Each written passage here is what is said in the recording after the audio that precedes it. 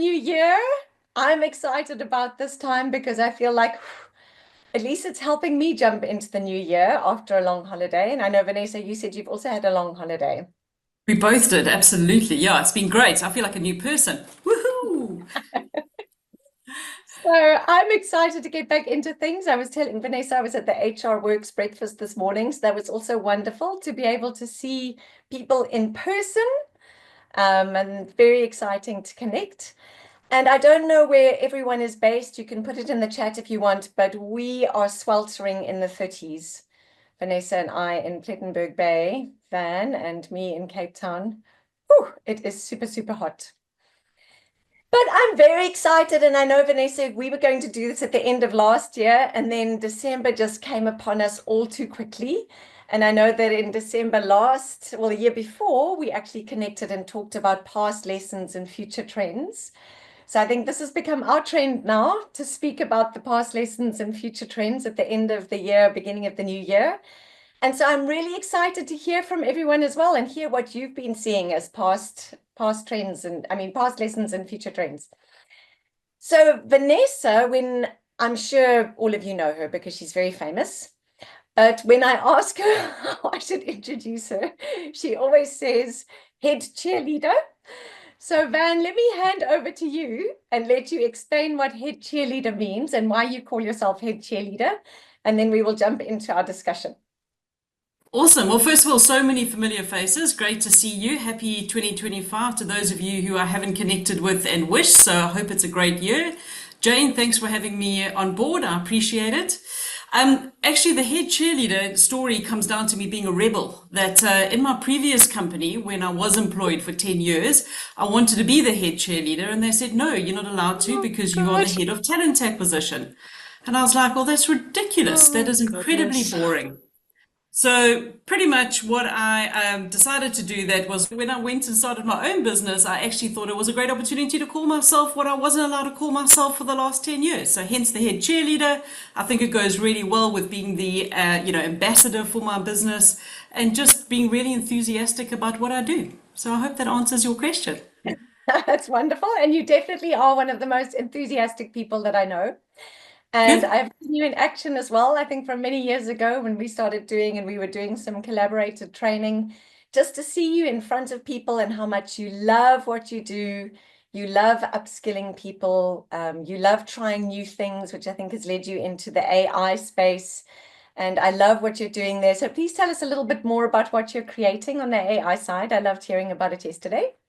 Sure. So I think I'm actually having a little bit of an identity crisis because my business is 6 years old on the 1st of April, and I've always been known as your go-to happy talent sourcing trainer, which is great. And, there's still a market for that, and I still have loads of clients going through my online academy. But partly out of personal interest too, because I find the technology fascinating. I'm doing a load with AI at the moment. I took a month off over Christmas and New Year and kind of gave myself a good talking to, while sitting around the pool or on the beach, and actually decided that to stay relevant, I need to actually keep up to date with AI. So I've started the year with a huge gusto, and what I'm doing is I'm actually meeting with a whole heap of AI businesses all over the world. I think yesterday I spoke to Dubai, Sweden, UK. I started with a call to Melbourne and finished with a call to the States. So I'm meeting loads of people and I'm saying to them, you're telling me you've got AI tools. I want to see them. I want logins. I want to play with them. Basically, I want to try and break them. And just getting to know, what people are trying to do, because I've got quite big presentations and workshops coming up in the States in March, and I'm going to be in the UK in April. And a lot of organizations, as well as those presentations and what I want to be doing for a South African audience, is almost like a showcase of AI is a minefield. No one really knows what to do, what to choose, what tools are out there. Let me kind of get through all of the noise for you and show you what is available, because I think positioning myself as a conduit between the AI side of recruitment and, the man on the ground who doesn't have time to, and or lady on the ground, who doesn't have time to go and do all this exploration, I think that could be where my business is heading. And that's the beauty of being a solopreneur. I don't have a boss who tells me what I can and can't do. And I really find it interesting. I mean, some of the tools, don't get me wrong, they are awful. And some of them, I'm like, what are you trying to achieve? Like, well, how do you spend so much time doing that? And some of them, I'm like, oh my word, this is incredible. Really exciting tool that a company I met with out of the UK yesterday, which really blew me away. No, awesome. Definitely living up to your title, head cheerleader. And I do think that is such a need and such a niche. So I love that, Van. And it does take time to source those tools and see which one works and works for you. But we were talking a little bit yesterday, and I know we've both been in the world of recruitment for many, many years. How many years on your side? Well, for only being 21, it's pretty incredible. I'm just below 20 years. So, I mean, I've aged very well. I think it's the sea air. You look gorgeous. You look gorgeous. So yeah, I'm just a couple of years ahead of that, but I'm sure also aging well with some CA. But I am absolutely passionate about training companies to be able to attract and hire the best people for their teams and coach people to succeed in interviews. And I was talking to some companies this morning at the breakfast and also getting their insights on what they think the future trends are. So Van, we started talking yesterday a little bit about what we saw the past lessons and future trends are. So let's start with past lessons. And 2024, what you thought would happen and what actually happened. What do you see as the themes and lessons learned from those? So really interesting. Let's go back to what did I think? So I was looking at, my 2024 predictions, and it was always going to be around AI, but I don't want the session to all be about AI, but it was more about growth. And I actually feel like I got that wrong. Last year was an incredibly difficult year from a global economy perspective. There were so many elections that were happening out there, and it was actually a really tough time. I mean, when I see people on LinkedIn who I have presented with at conferences overseas and they've got the open to work banner and, I'm looking for work, will you employ me? Then globally there's actually a problem in our industry. And I think of 2024, I think of it and look back and I think it was the wait and see year. It was, let's not hire. If people leave, what we're going to do is we're just going to distribute that workload, which for those left behind was awful. We're just going to distribute that workload and we're going to see what happens with all of these tech tools that are out there. That coupled with a lot of recruiters from a global perspective choosing to leave the industry, recruitment's not as easy as it used to be. I don't need those of you who've been around for a while. It's become tough. It's long hours, it's challenging, mental health issues, burnout in recruiters are some of the highest levels of burnout that we're seeing globally. So, it's not as desirable as it was before. So 2024, I don't want to harp on it for too long, but not a great year. Agencies, especially, a lot of the losing contracts we've been hearing for a long time. Oh, we're taking the recruiting in-house, but it seemed to be that message was coming back again hard last year, which is unfortunate. A lot of the people that I saw doing well were actually the smaller agencies, the one-man bands, the 2 or 3-man teams, the ones who were agile, who could move, who could change with the times. And then from a TA perspective, again, there was maybe not a lot of hiring going on, which led to a lot of people maybe thinking, that's it, I'm out of here. But I do hope and I do predict 2025 is going to be a better year. I've already had a lot of calls to the States and I belong to a cohort of trainers in the UK, and we had a meeting on Monday night and very good positive sentiments coming out of the UK. I found from a South African recruitment market, we actually follow the UK much closer than the US, and a lot of work that is going on there. And yeah, I mean, there are definite trends which we'll get onto, but definitely hoping, and I do believe that it will be. I'm hoping I'm not being Pollyanna, will believe that 2025 will be better for all of us. Yeah, I hope so as well. And I think, as we were saying, a lot of people have always felt, are agencies going to be obsolete? Are they not going to be needed anymore? But I do see recruitment consultancies, at least here in Cape Town as well, expanding at a time like this.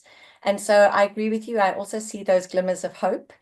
And even though companies might want to rely on their internal teams, those internal teams sometimes need quite a bit of upskilling and building of capability to be able to be a team that the company wants to rely on as opposed to somebody external. And I So think the that the internal teams need to realize, and this, it plays to both Hmm. of us, Jane, is that they've got to upskill their teams. They can't just expect them to not use agencies and then do zero training. Just Yes. another interesting point about the agencies is that I laugh at this because so many things have been in the past have said this is going to do away with recruiters. Like this call I was on to the UK yesterday with this guy who's been in recruitment for 40 years. He was like, well, the ATS and the CRM were supposed to do away with recruiters. People were supposed to apply directly to companies, upload their CV. Then LinkedIn was going to do away with us. Job boards were going to do away. I mean, we like a bad smell. You literally cannot get rid of it. You just have to figure out what it is where you are adding value and really humanize that. What we do, that is the key crux of why recruiters are actually still here. Yeah, exactly. I think there is always that threat, and it does keep people on their toes as well. For sure. For And sure. absolutely, a lot of us are invested in building capability and love doing that. So yeah, that's the exciting part. And what shifts did you see from a skills perspective for recruiters last year? What kind of came to the fore as skills that recruiters need to have? Let's stay away from what recruiters need because I want to end with that because I think that that's important and I've made a new tool.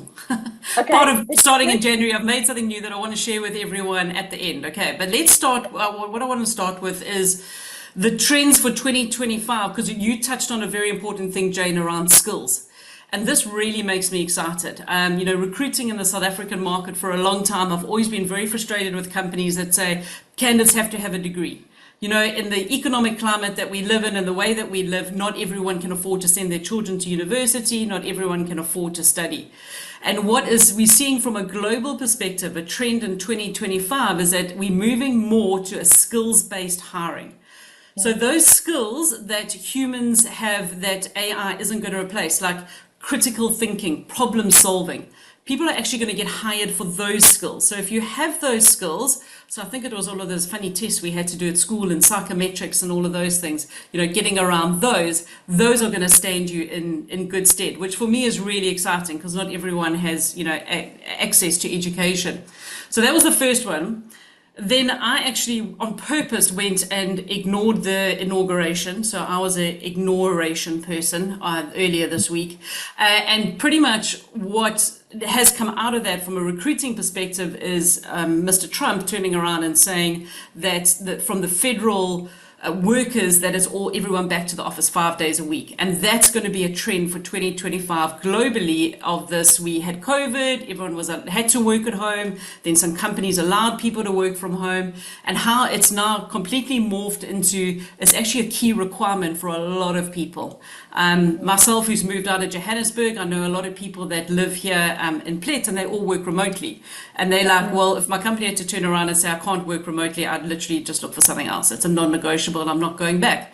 And I think that that's becoming more and more a thing. People are always going to move for salary, number one. But second, close second, and that's what companies need to understand is the hybrid mobility. So what did we talk about? Skills. We've spoken about Yeah, hybrid there's work that's and the hiring. flexible. Yeah, carry on. What else did I want to talk about? There were three. Oh, Yeah. the third one, Mm-hmm. and everyone is talking about this again from a global perspective, is the candidate experience. And Yes. it's quite interesting because this is something that we all know that we should be treating candidates well and, candidate for life and all of these things. But it's so often we get it wrong. There's a lot of talk around the silver medalists. Um, I think also going back to 2024, what happened was that a lot of people were shuffled within businesses. So, not always roles were opened up. People were cross-skilled. And it's the same thing when interviews are happening. If the candidate has a good experience, then they will hang around for that organization to come up with maybe a role with they can use adjacent skills or something. Yeah, I've definitely seen that. I've seen people going to a company's website or experiencing a recruitment process, not being successful, but deciding this is where I want to work based on the Yeah. candidate experience. And likewise, people going through a candidate experience, which maybe before in person was sitting in a waiting room waiting for an interview, but now it's really from that moment that they see the role, they see the experience and the brand lived out in how that recruiter or how that team or how that hiring manager reaches out to them. And that tells them what the culture is. So Yeah. super, super important. I'm totally with you on the skills-based hiring.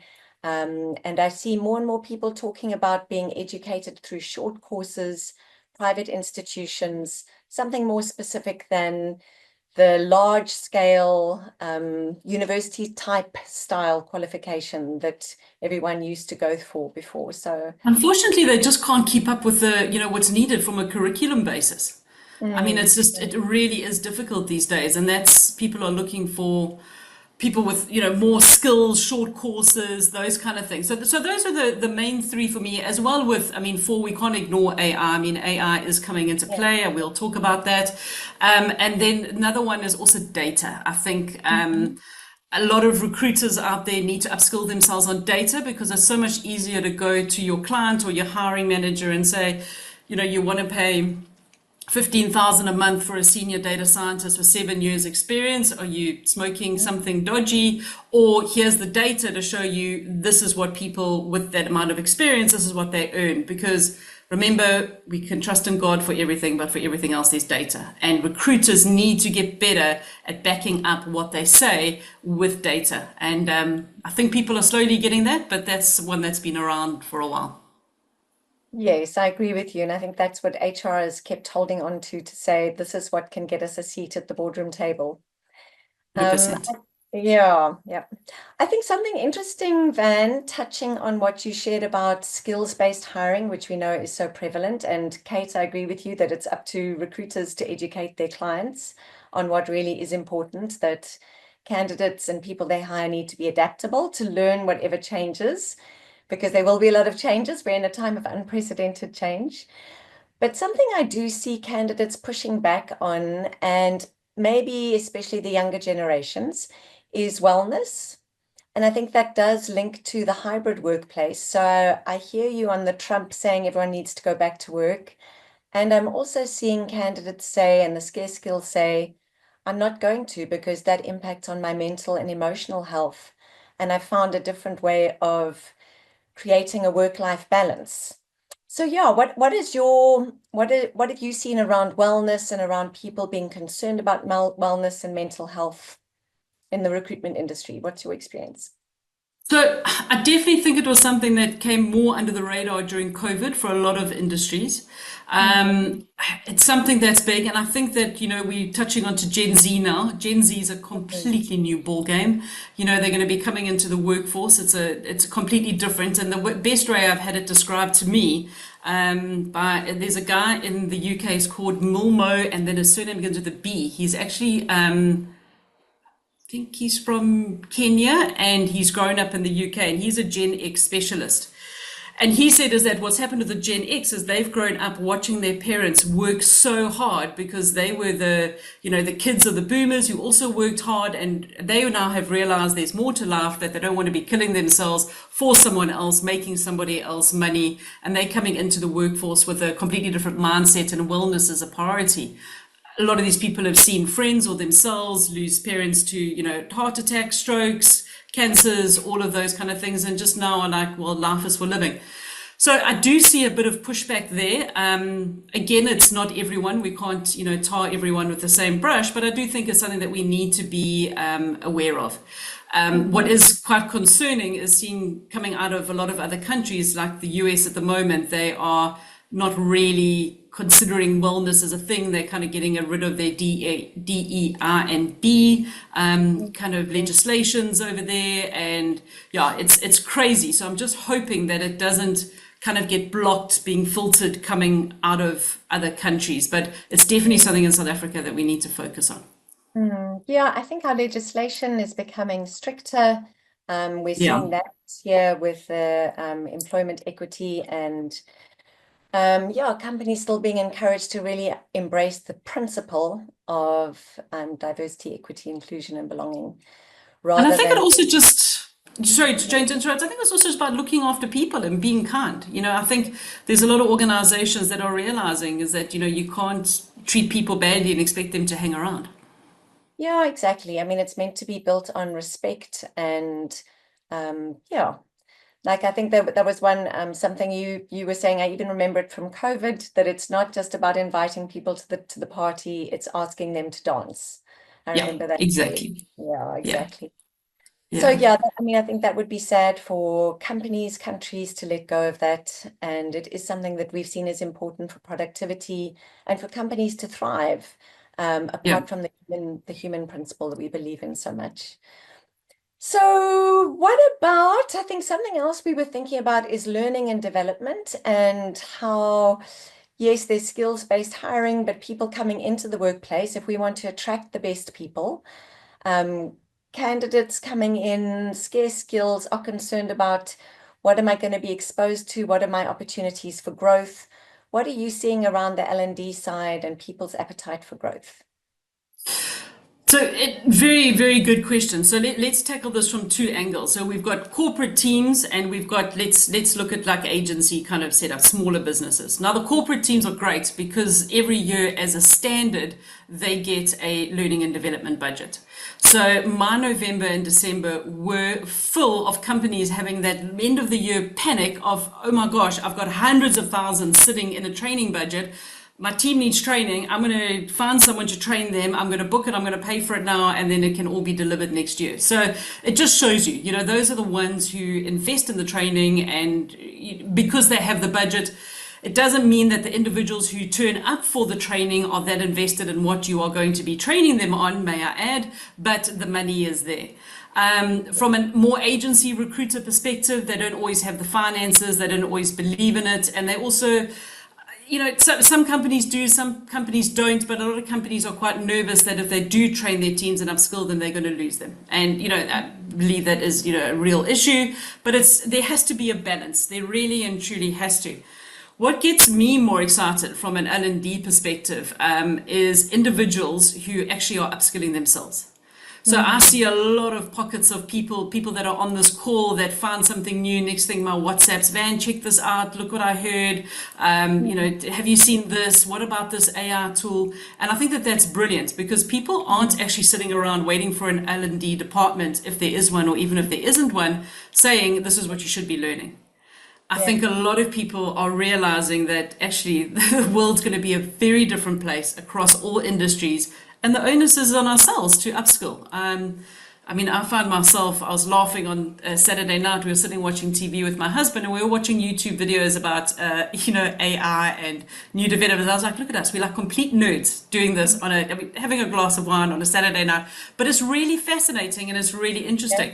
And I think that that's the point of where people are getting to is it's not so much the panic of, are they going to take my jobs? It's like, this stuff is actually really cool and can probably really help me. I'm going to get stuck into it, which is really exciting. Yep. Yep.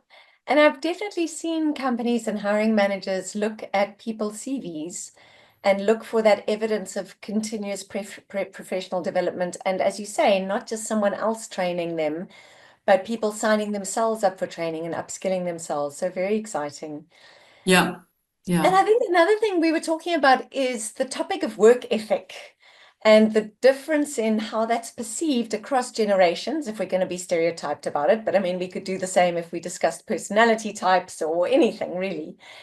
But Yeah. yeah, what have you seen in terms of perhaps past lessons, future trends around work ethic and talent and what people are looking for?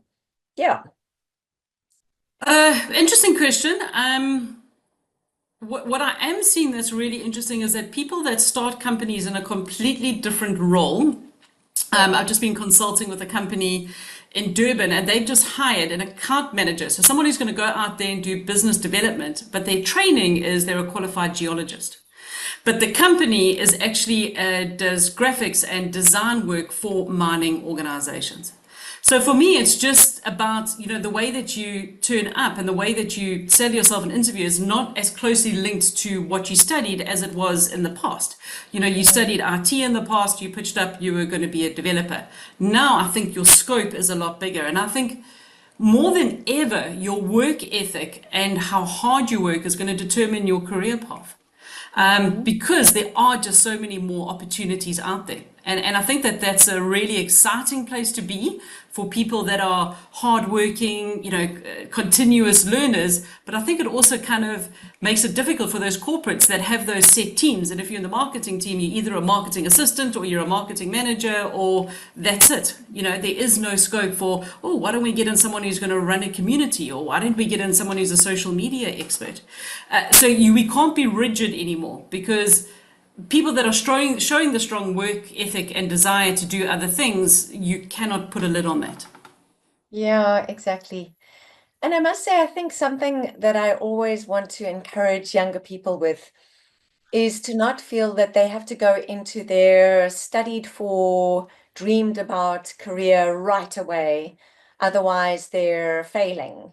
So I see people studying something and this is what I want to do, but now they can't find a role in that. And we've seen the predictions that people in this generation coming into the workforce need to know they're probably going to change. I was speaking to someone about it the other day. They're probably going to change 5 or 6 times. There's no one path. And they need to see whatever they do as bricks, building their career for the future. And it's okay if they don't get something ideal in their whole dream right now, as long as Yeah. they're developing a skill that can add to that, because companies are becoming more open-minded about who Yeah. they employ. So it's very exciting, because before everything was so narrow. So Yeah, I just want to exactly. encourage those young people sometimes and say, don't lose heart. Just grow a Yeah. skill. It'll help you later, I promise. And also, just to touch on that, from two skills that come to mind from a recruiter, being more human, that could assist with that, is a good Mm, recruiter will recognize those skills and will not put the candidate into a pigeonhole kind of thing. And the second thing is that a recruiter who's established themselves and is a trusted advisor to the business or the client will be able to get that person an interview, even though there's no role, because they recognize something in the candidate that will add value to the client. So if you want to measure how you are succeeding as a recruiter, are you ticking being a human box, those are incredible skills for you to be able to say, okay, right, I'm getting this right. mm.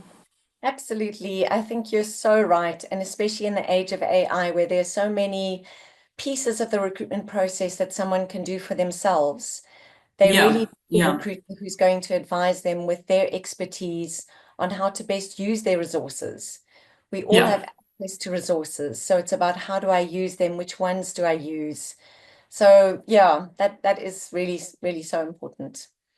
So you talked about tips that you would want to give to recruiters. What are the Yep. tips that you had in mind? Okay. So everyone's saying to me at the moment, everyone who wants to sit on a call with me, and there's been a lot this year, like, what do we need to expect? What can we do to get better? And Mhm. look, I don't need to say this too much. I hope I haven't harped on too much about AI during this chat, but guys, seriously, it is the future. It's not really going to disappear. So Yep. what I'm actually going to share with you, and I'll do it at the end because I need to just get a shareable link, is I've created a one-page document of all of these AI tools that I'm experimenting with, that I'm playing with, that I'm using, and I can see how recruiters could use in their day-to-day life. So I've got a start.me page that I've been meaning to start for about 3 years now, and I finally got to it. One of the things I did while I had a month off was I did a lot of listening to podcasts, and I want to put Mel Robbins onto anyone's kind of podcast listening list. She's just written a book called Let Me, and it's on my to read list. I need to go and see if the local village bookshop has it, or else I'm going to have to wait until I get to Joburg in March. But fantastic. And one of her rulings, the reason why I'm talking about this, is that if you have a thought or something you need to do, act on it within 5 seconds. Because if you don't act on it or write it down within 5 seconds, you're never going to get it done. And that's what I did. I thought of starting the start.me page, and then I've done it. Okay, so onto it. Tips and tricks. Listen to I more love podcasts. They it. make you smart. I hope. Right. So first of all, technical proficiency is a big one. Play with AI. Don't be scared of it. Read articles about it. Listen to podcasts, and really just approach it with this in mind. You're never going to learn everything about AI. I mean, I always laugh when chat to people and they talk about me being an AI SME, subject matter expert, and I'm like, that's so ridiculous. I'm a subject matter enthusiast, because AI is changing at such a rapid rate that you can't keep up. What I want you to do is think of what is the problem that is giving you friction in your life, in your work life, whatever it might be. What is taking you time? What is repetitive? What's a pain in the butt? And then what AI tools specifically can you use to actually fix that? Love it. So that would be Yeah. the first one. Second thing on technical proficiency is it's worth it. Take the time, sign up for the paid pro version of ChatGPT, even if you have to do it in your personal capacity. It's a whole $20. I see a lot of people nodding and agreeing with me. The whole 365 Rand. I mean, what does that buy you these days? 2 bottles of wine. Okay, that's worth something, but you know what I mean. You know where I'm going with this. And the reason why I'm saying that, folks, is it gives you much more access to the tools as they come out, but it also allows you to build your own GPT. Now, that is something I did about halfway through last year, and the time savings now that I have trained that my PA, like to the nth degree, I was even writing guidelines for her with AI yesterday. The time savings are unbelievable. I mean, I literally can now, I know I filled the time with meetings because now I've got this whole AI thing on the go, but I've probably cut down my admin time by more than half by paying for it, creating my own GPT, and getting my own GPT to take away a lot of my admin and content tasks. So that was the first two around AI. And then also things that allow you to be more human and really encouraging you. And it sounds counterintuitive talking about AI because a lot of people think ChatGPT is going to make us lazy, but it's not. But just keep your strategic thinking and problem solving skills sharp. Read business books, listen to podcasts, watch YouTube channels. Like, think about all of the time, and this is something I'm personally going to be really conscious of this year, scrolling through social media. I mean, the Facebook algorithm at the moment is so bad, I actually want to puke. It's such a waste of my time going onto things like that at the moment. Rather be learning, okay? Rather think about what you can do because that is going to give you the competitive edge in the future. And also, so that strategic skills, your communication skills, and really just bringing that human back. So I really want to emphasize, and I've spoken about this a long time, the power of building communities that then become your talent pools and your talent pipelines. It's really big. So anyone on the call, and I see there's a lot of them that are recruiters or recruiting for an organization or an HR, build a community of people that are already interested in either the niche that you're recruiting in, the business brand, what the business does, because that's going to become more and more powerful. Because what's happened with all of this GPTs that have come into play is that our inbox traffic has soared. I mean, how many times are you looking at messages coming in and you can see they were written by a robot? What are you doing to stand out as a human being? Yeah. So that is really, really important, is engaging with people, having conversations. And those would be my top three. Love it, Let me Van. share that link with you. Please do. And I think something I want to add on to that is as you're looking at AI and as you're looking at what it can do and where it can save you time, also look at the human side and look at what you don't want AI to do and think, am I upskilling myself in those areas?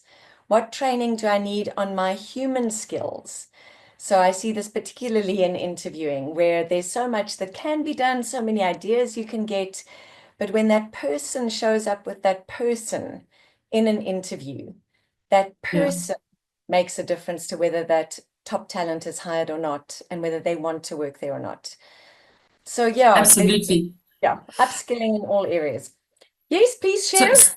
so what I've got is I've put the link in there. I haven't shared with anyone, so just give me a thumbs up if you've opened it already, Eager Beavers, and you can see all of the links. Okay, brilliant, love it. Okay, Is it so it in the does chat work. box?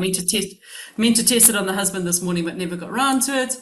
No. So basically, this is something that I can keep adding to. So it's all of the tools that I'm working with, playing with. I'm going to try and keep it predominantly to the AI space because we all know there's loads of other tools. I'm not putting on ATSs and CRMs here. I'm not really interested. And it's got like custom GPTs that you can access if you have the paid for version of OpenAI's GPTs. And just keep an eye on it. Like bookmark this page because, as I say, I'm going to be adding to it all the time. There's lots that needs to actually still go on there. Yeah, I love it. Thanks, Van. I really appreciate you sharing. Pleasure. So, anything else you want to add before I stop our recording and open up for others to share, ask? No, I think, just again, at the risk of sounding like Pollyanna, stay positive, look after yourselves, make sure that you have a good work-life balance. I mean, remember, as the recruiters or talent acquisition folk, you are the brand ambassadors for the organization. If Mhm. you are not in a good place, if you are hating your boss, if you don't want to go into the office every day, how do you expect to be able to sell that in a genuine and authentic manner to people that you want to join the company? So look after yourselves. Self-preservation is key and important. And just go out there and have some fun with these tools. Like, don't be scared of them. They are coming. You aren't going to be replaced if you can really up your human side and make sure that you're bringing something to the table that AI cannot do. I mean, I'm being approached by companies at the moment who have offered me employment because of my network of South African recruiters. Now, can you believe it? So they actually don't even really want my skills, they want my network. Being approached by people to do influencer marketing because people are realizing the power of network and community. So I know it's not always easy for everyone. Not everyone has, the same kind of personality, but that's what I want to see. Is I want to see people that are standing out for the right reasons. Love that. Thanks, Van.